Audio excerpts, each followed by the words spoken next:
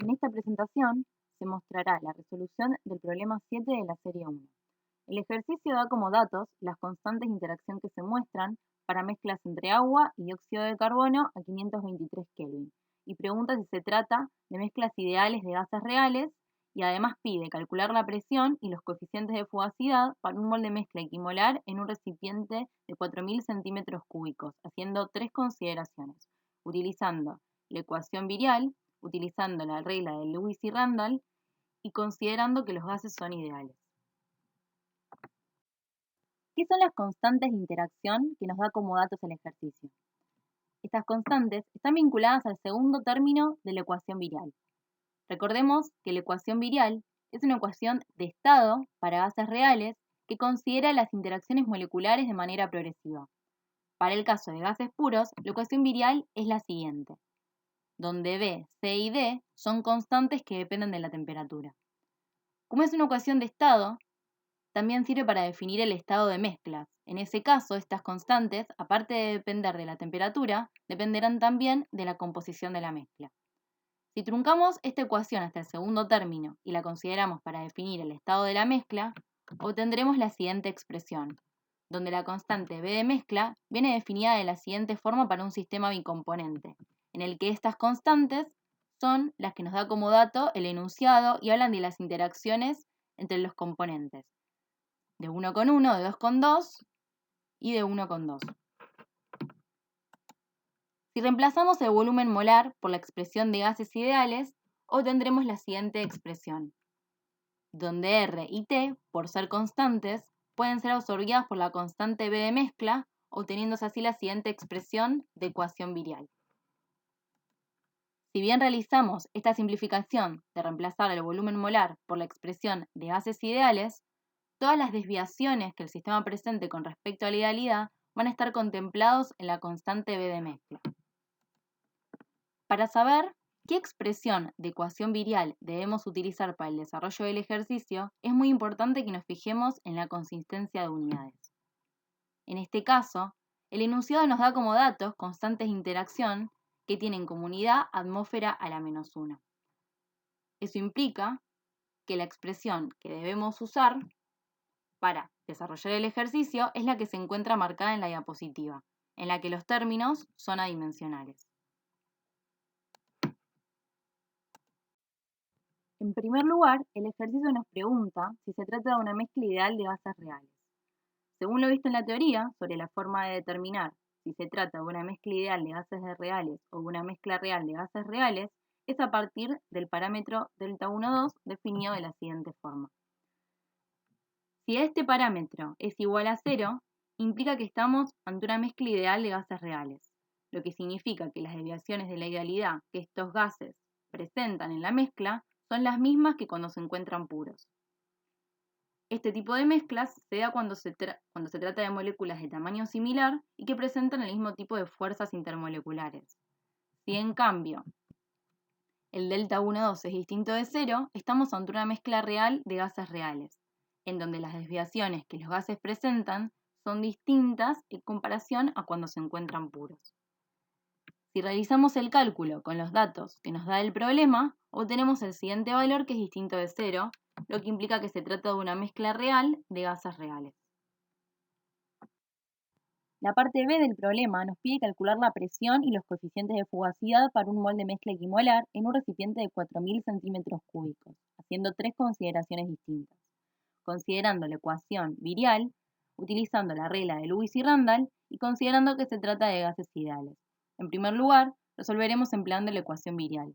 Como se mencionó en la diapositiva número 2, la ecuación virial que debemos utilizar para el desarrollo del problema para conservar la consistencia de unidades es la que se encuentra marcada.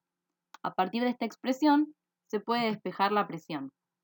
La temperatura es un dato que nos da el problema, R es una constante conocida, el volumen molar de mezcla se puede obtener, ya que el enunciado aclara que se trata de un mol de mezcla, y la constante B de mezcla se puede también calcular porque se cuenta con los coeficientes de interacción.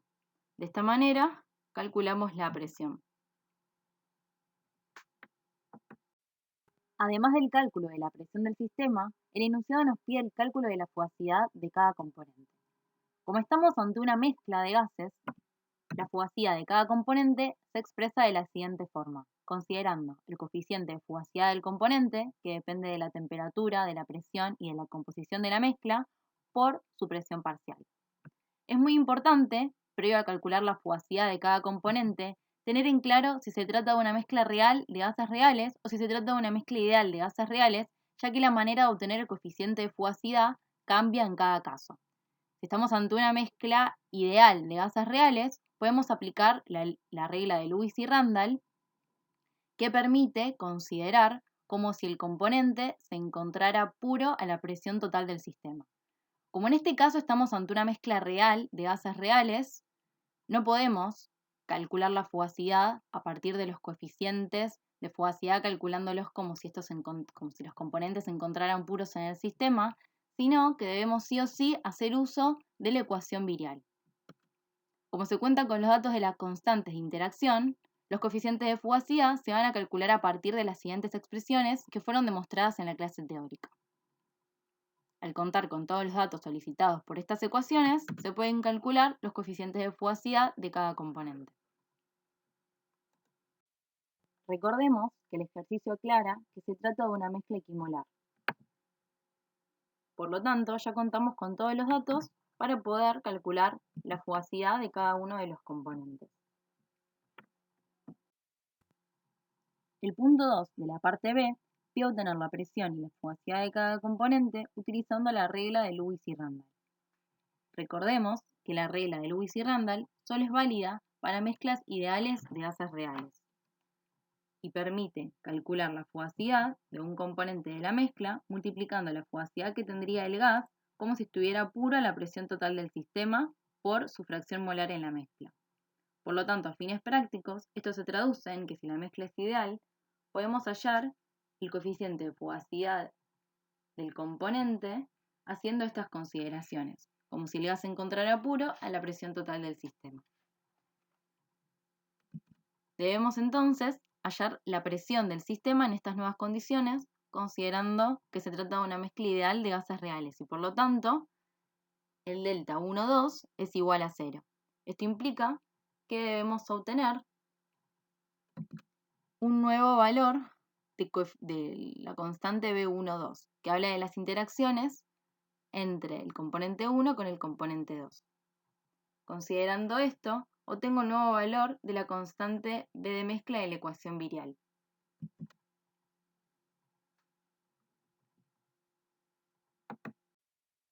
A partir de la ecuación virial, despejamos la presión para estas nuevas condiciones.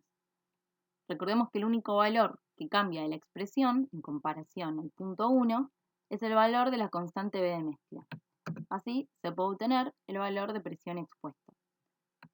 Empleando las mismas expresiones que en B1, pero esta vez considerando que el delta 1,2 es igual a 0, lo que anula el segundo término de la expresión que se encuentra entre paréntesis, podemos obtener los coeficientes de fugacidad para cada uno de los componentes. Considerando los nuevos valores de coeficiente de fugacidad y de presión total del sistema, se pueden calcular las fugacidades para cada uno de los componentes.